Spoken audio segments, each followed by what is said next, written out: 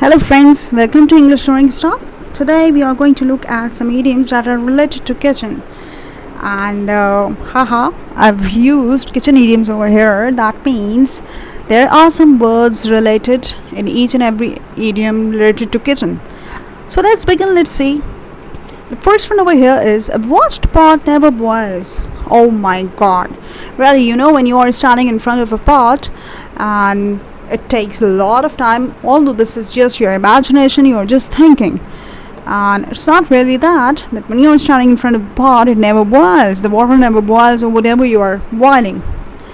It basically means that when you are waiting for someone very eagerly, and if you are waiting for something to happen desperately, it's not going to happen and the time passes very slowly.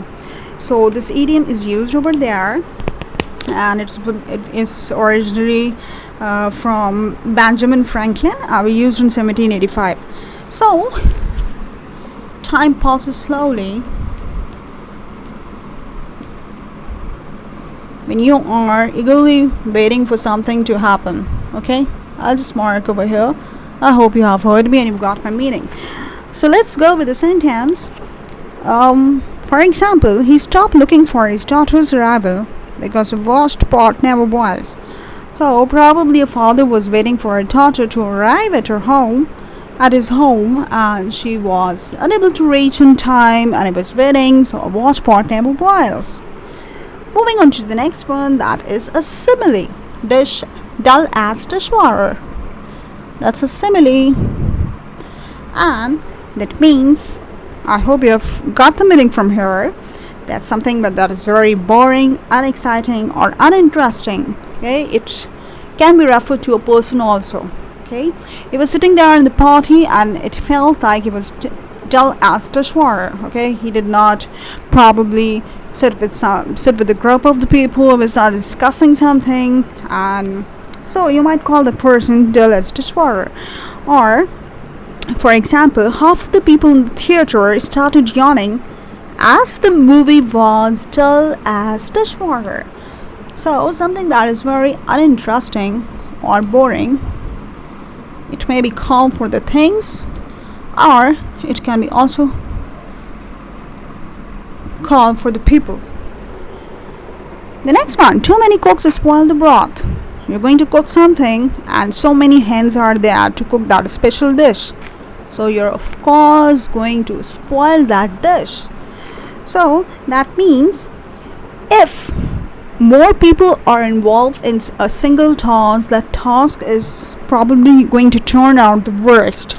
So that is when you say too many cooks spoil the broth. So let's see an example. Due to several people in the company taking decision together, the project failed since too many cooks spoil the broth. Right? So, if many people are involved in a task, that's not going to turn out very good, but just turning out worst. That's the meaning is very too long, elongated ones. I'm not going to write it here. I hope you have got the meaning. Let's move on to the next ones. In hot water, when you are in a big trouble, you are likely to be in hot water.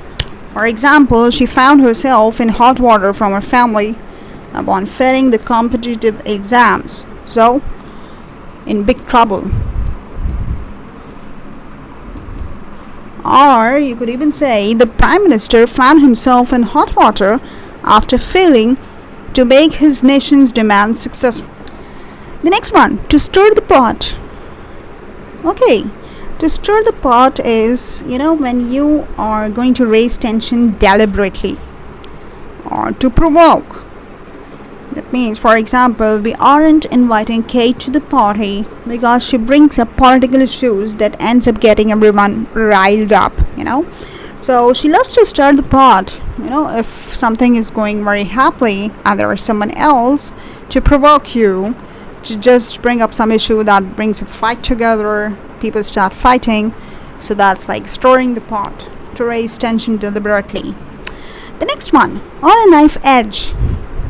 Okay, a few words for these are on a jar, or on a line,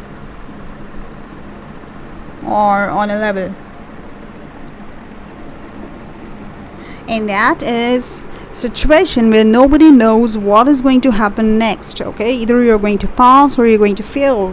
His business is on a knife edge currently. Okay, we don't know his business, he's going to lose the business or he's going to gain profit over there. So he's on a knife edge right now. Moving on to the next few ones. To cook the books, that's slang.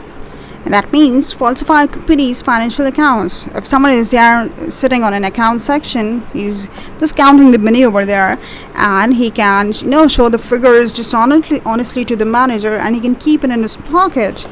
So Sam at bank's high post had gained a huge amount by cooking the books. Okay, that means alter facts or figures. Figures, by figures I mean money, especially used for the accountants or someone who's dealing with the money. The next one, cut and dried. That is something that is settled or cleared. Okay, that is when you call it as cut and dried. For example, the university students needed a cut and dried answer of their unattended exam papers due to COVID. Okay, due to COVID, the exams were cancelled, and the results that were out, they were not happy with that. They were cut and dried, they were settled, nothing could be done. The next one, that is half-baked ideas. Okay, someone bring up ideas that is incomplete, that is not proper, and that haven't been thought very properly. So that's half-baked ideas, or that's something very impractical. Okay, so for example, it was another half-baked notion that was worst of all as not going to work. So it was a half-baked idea, something that is impractical, or thoughts that are incomplete thoughts. Let me write that. So never come up with ideas that are incomplete. It might not leave a good impression if you're especially working in an office or for a project. Anyway, the last one is to simmer down. I had come up with 10 of the idioms of kitchen, and that is to simmer down. That means to calm down. You need to simmer down, as he is not your culprit. The cops have found someone's things were stolen and they were very angry. So someone else said, the white person said, you need to simmer down. The culprit is not the one that you are looking at. Okay, I hope you are clear with today's expressions. If you have any questions or any queries, please leave them in the comment section below. I hope I was quite clear. Thanks a lot, guys, once again.